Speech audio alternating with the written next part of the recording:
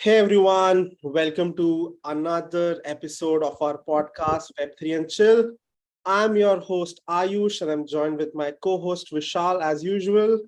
And today our guest is Mr. Justin Edwards, who's the founder of Verse Digital and has had crazy experience in the metaverse world. Hi Justin, how are you?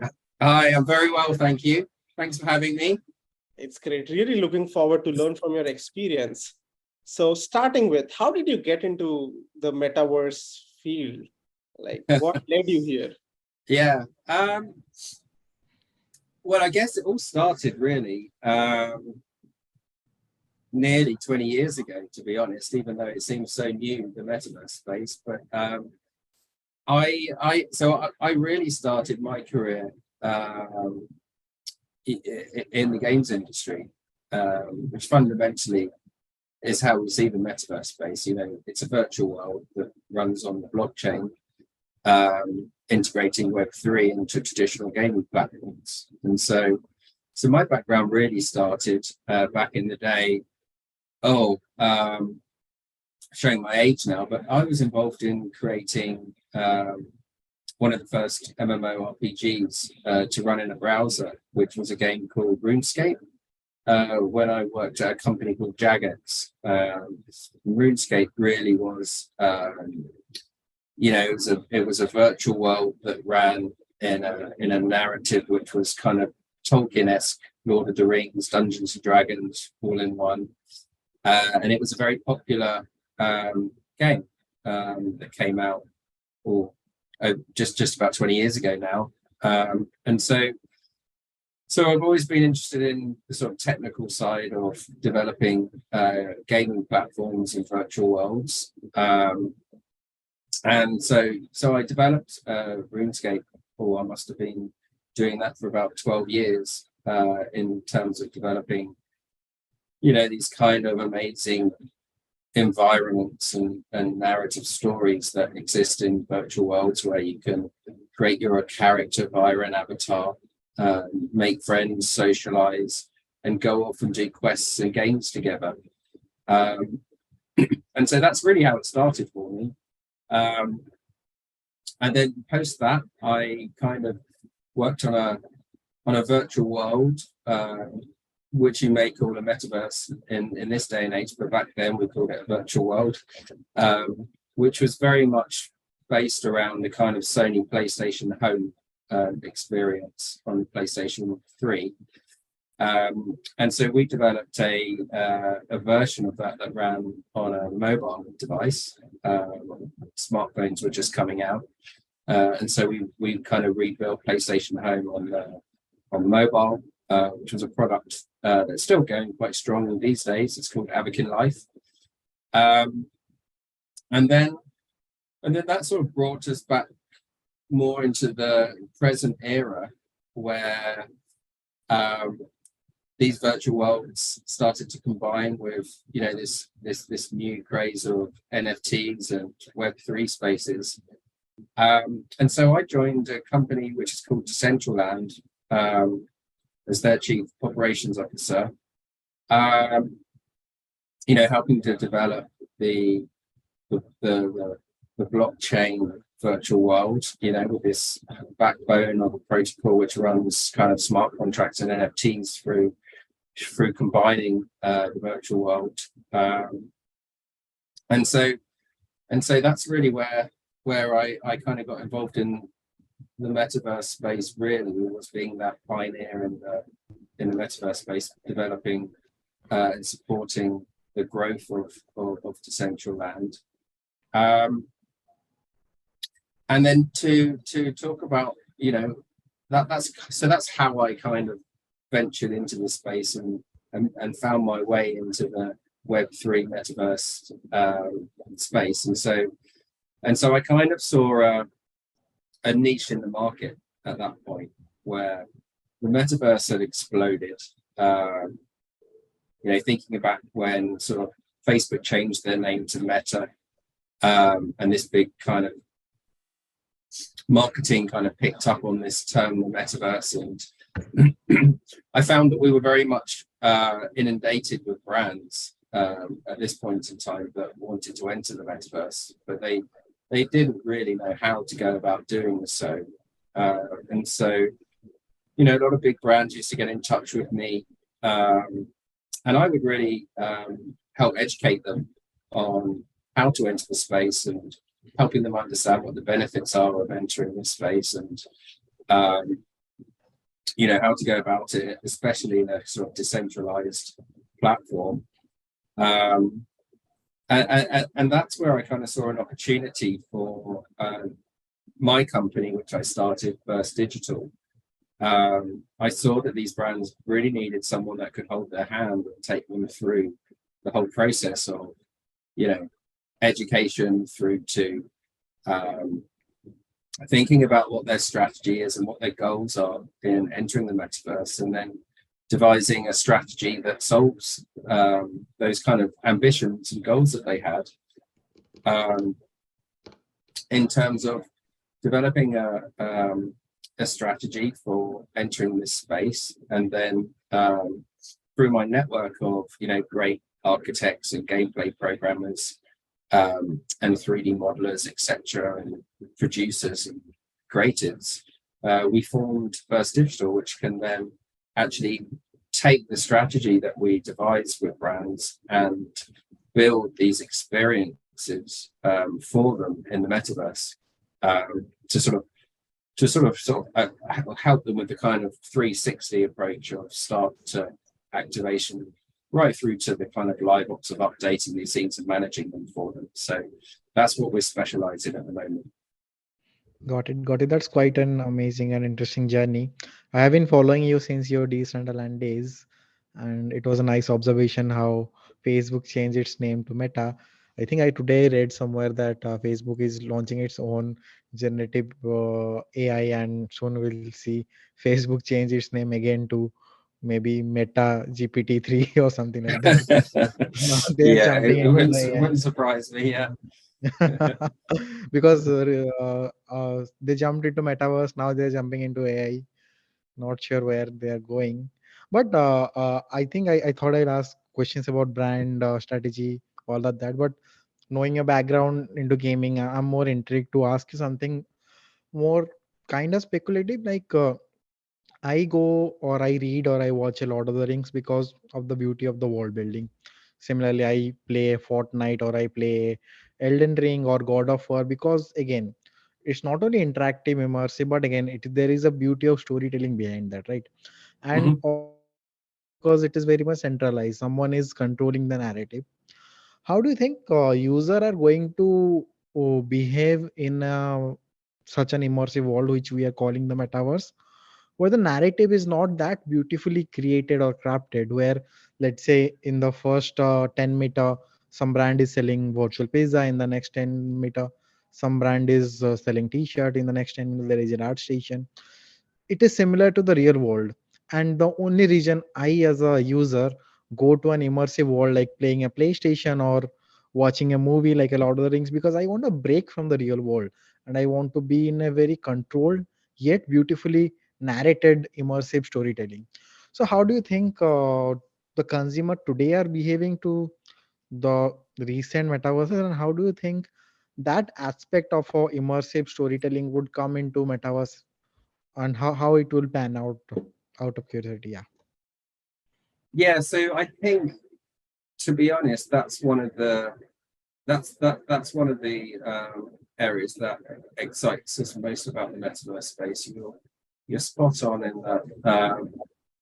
You know, you can go into some of these sort of decentralized metaverses, and it's fun to go to the Samsung store, and it's fun to go to the Walmart, and to have these kind of experiences. But what it's missing, in very much my opinion, was this kind of gamification that can combine these brand events with the gaming kind of experience. And so when we work with brands in particular, we think about what's the gamification here on this activation, and it's important because you probably read quite a bit about, some of these worlds. If you go into Horizons or some of these metaverses, they appear to be pretty empty. And that's because I feel personally that's because of the design of some of the activations. They don't take into account these kind of gamification models, which makes these events fun, which makes these events kind of have that kind of addictive kind of fun gameplay to keep them coming back for more. And so when we design activations in the metaverse, we think about, you have your kind of box standard KPIs and objectives in building the scenes. So that might be to increase a brand's e-commerce presence, or it might be to increase sales, or it might be to reach out to a new Gen Z audience who are in these metaverse spaces. And so you kind of design that part of the activation, if you like. But then on top of that, we have another layer, which is gamification. And so we think about how can we make this experience a bit more fun and interesting, and entice players to come back, because at the end of the day, you want to increase the retention and the engagement of these activations, and in doing so, that's great for the brand, because their audience is thirsty for more. They want they come back tomorrow to try it again. And so we build a layer of what we call in the industry live ops on top of our activations. And so that can be simple mechanics from maybe having an NPC that can send you on a quest, or some kind of reward mechanic around participating in these events. And so that could be we kind of mix a little bit of free to play mechanics in with our gamifications. So every time you come back to the experience, there's something new for you to try, there's something new for you to learn. The story evolves episodically around the content, and so there's always another reason to come back.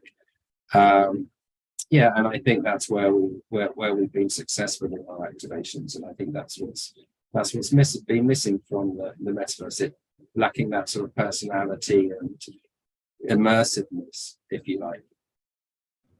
Got it. Continuing on that, you mentioned that these games, they miss immersiveness.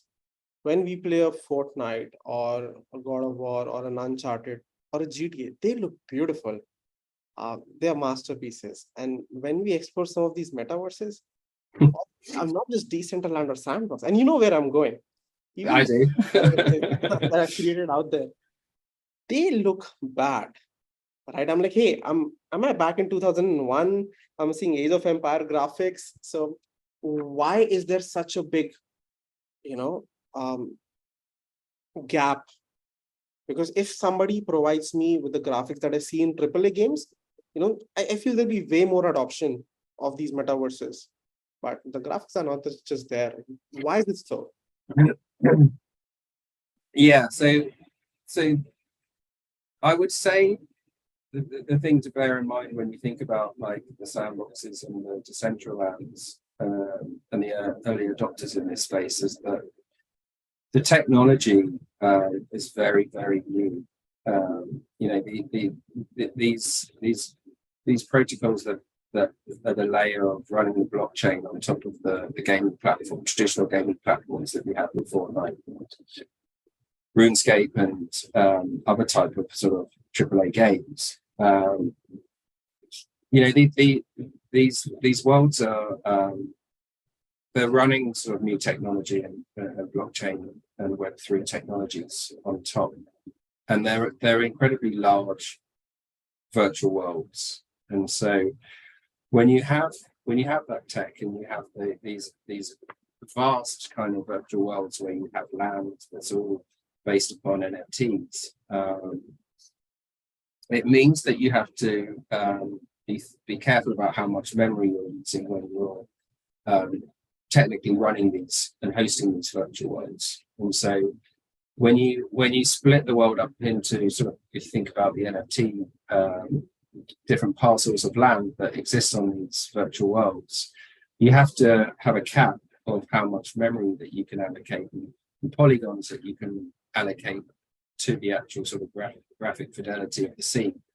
And so when you're restricted, as we've had to, in the sort of size of these parcels and lands, it means you have to be like very sparing with your polygons, because if you can only have sort of 10,000 polygons in a parcel, you can't be too you can't be too overwhelming with the fidelity of the graphics. And so that's what's caused that kind of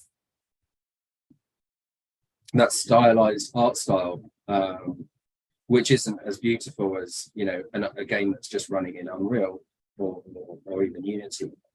And so, but so that's where we were, I would say, towards the end of 22. But now, there's a lot of different products coming on the market that do kind of almost solve that problem in a way. And I can tell you, like, particularly how we're solving that problem with Verse Digital is that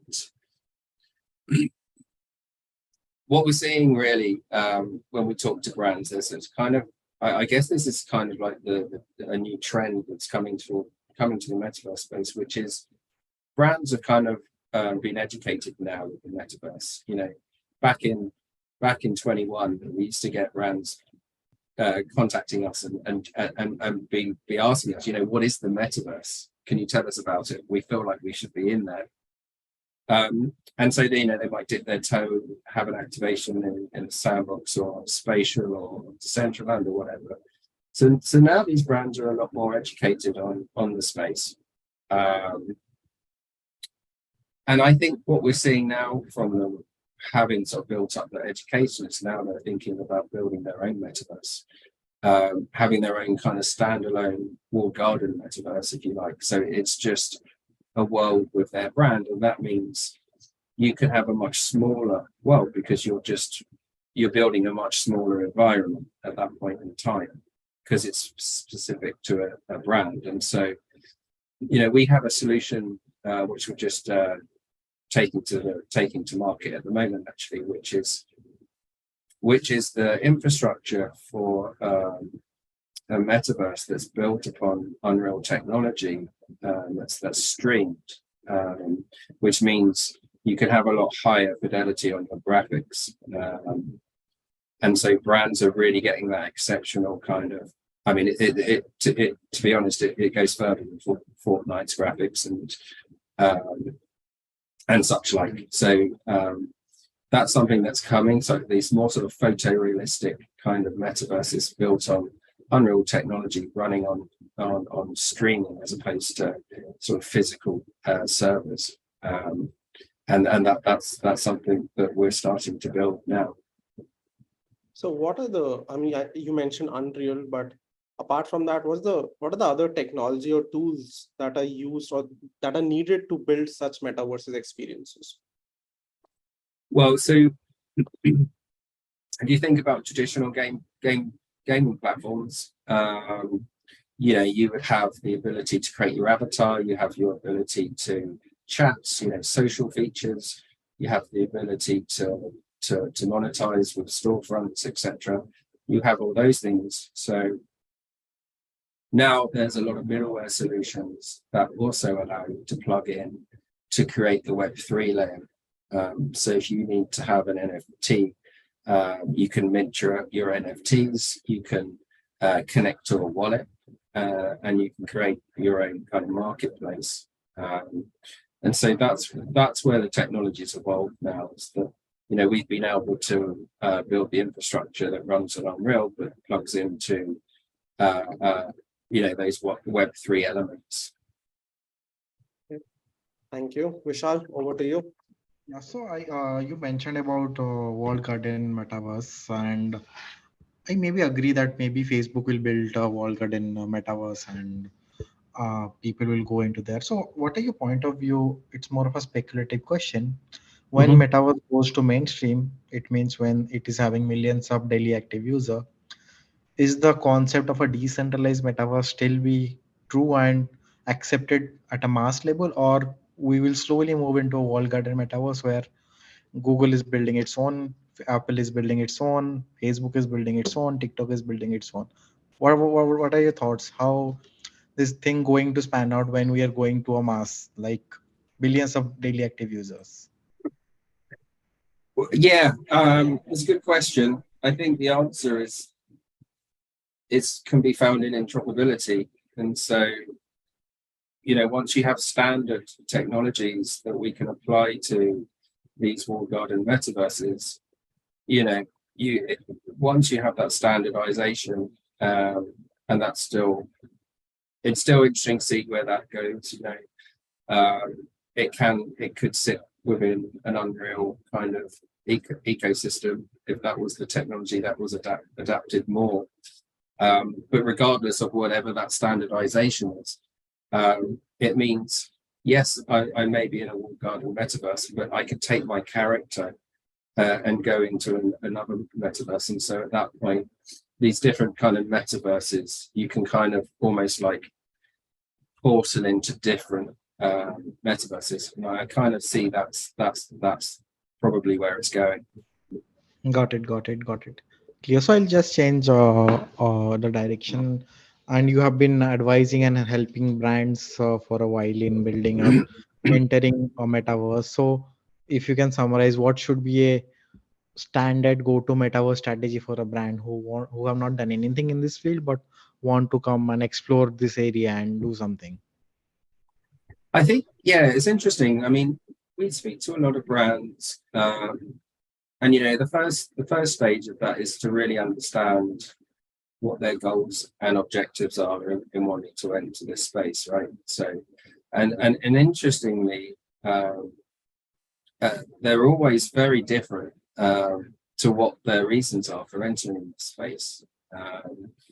And so I think the first step along the line is really to almost like consult and listen. And we run various workshops with brands to run this process, but it's very much about understanding what they're trying to achieve, what their goals are, what does good look like from their perspective in terms of KPIs from entering this space. And we kind of then tailor the design of the solution based upon that. So how do we achieve those things? But yeah, there are many different reasons, as I say, that brands may want to enter this space. It could be to increase their player base. It may be that a brand is feeling that their brand is a bit tired and they want to, they want to reach out to a new audience so that they can still stay relevant in the next 5 to 10 years. Okay. It could be financially motivated in terms of wanting to sell more of their product that they sell. There's various reasons for that. And what we really do during that process, once we understand that, is to think about what's the right platform for that brand. And so those reasons help us really like indicate where they should be going in their activation. And so if they're after exposure and more players, there's no reason why we couldn't design them, and we have done this. We built updates in Roblox and Fortnite for the brands that are more specifically trying to attract almost like a young wide audience. But if they want to get more involved in the NFT space, they want to explore that, then obviously the Web3 platforms are more suitable for that.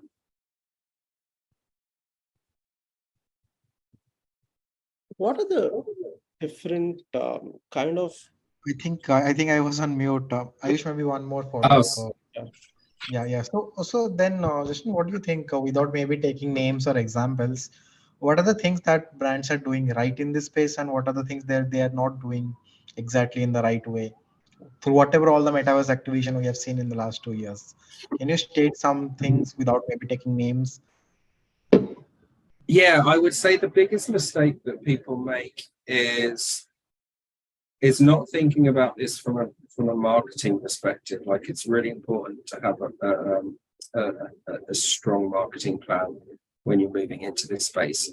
Like, the audience on the Web3 metaverse just isn't there.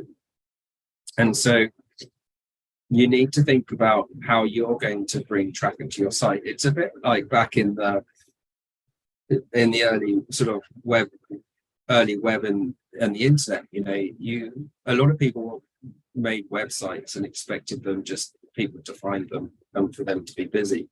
And it's the same as for a metaverse. If you think about the metaverse as a spatial website, you need to send traffic to your experience. Don't expect it just to be there and for people to find it. You need to think about marketing. So, we help a lot of brands out on that side of things to understand how to make it successful. So,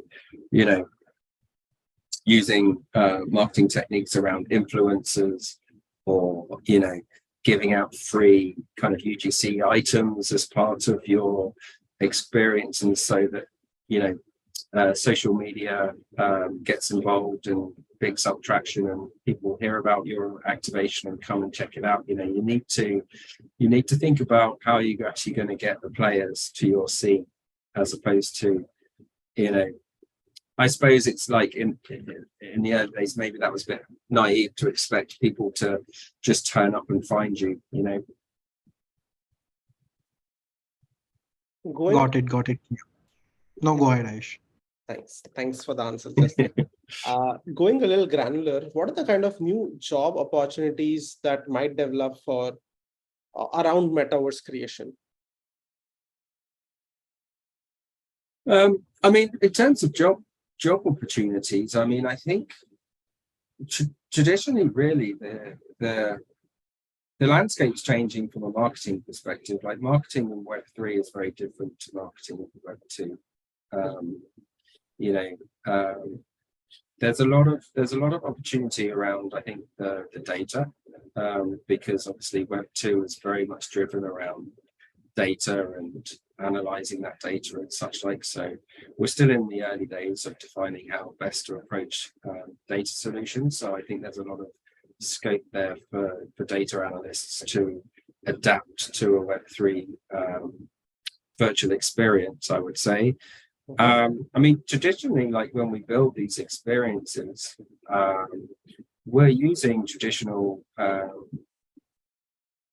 gaming industry skill sets, and so that hasn't really changed, I would say, in terms of building these environments. The technology, it's the same programming languages that we were using before. It's the same type of modeling using 3D tools such as Maps and Maya and Blender, etc., etc. So in terms of the roles that you need to sort of build these things, it's traditional kind of gaming companies that you need with experience in those areas, mixed with an educated and updated kind of philosophy around marketing in this new kind of era. That's the kind of the winning combination, I would say, when it comes to the roles within that space. The next question has a lot of personal interest from my side. Okay. What is there a space for product managers in making metaverse games or Web3 games? Yeah, very much so. Don't worry, you'll be okay. So yeah, I mean, I had about 6 or 10, between 6 and 10 product managers working in Decentraland, still do. Product managers are very important. It's still a product at the end of the day. It still needs to be thought about from a product management perspective, in terms of thinking about, like, how does this evolve? How can we improve it? And owning the product vision and the product roadmap for what are the new features? How do we evolve this? That product strategy around the updates to the product is still very much similar to how you might build a product in Web2. One last question from my side. I've seen documentaries that gaming industry has a lot of work pressure, and people are working 24/7. Is that true? No, it depends on the organization, to be honest. You're talking about kind of crunch, are you? Sorry, which one? Crunch, we call it crunch in Yeah. the games industry, yeah. So you can't really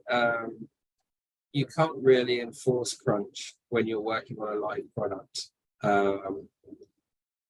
because you'll just get burnout, and that kind of evolved in the games industry way before the metaverse came about. And so the games industry got quite a bad reputation for crunch, I would say, more around AAA and box products. And so when you have when you would make a game and you would put it on a cartridge for your SNES or your Sony PlayStation or whatever, you kind of it's a box product in that once it's live, it's live, right? It's done, it's built, it's finished, it's packed, and it's posted out to retailers.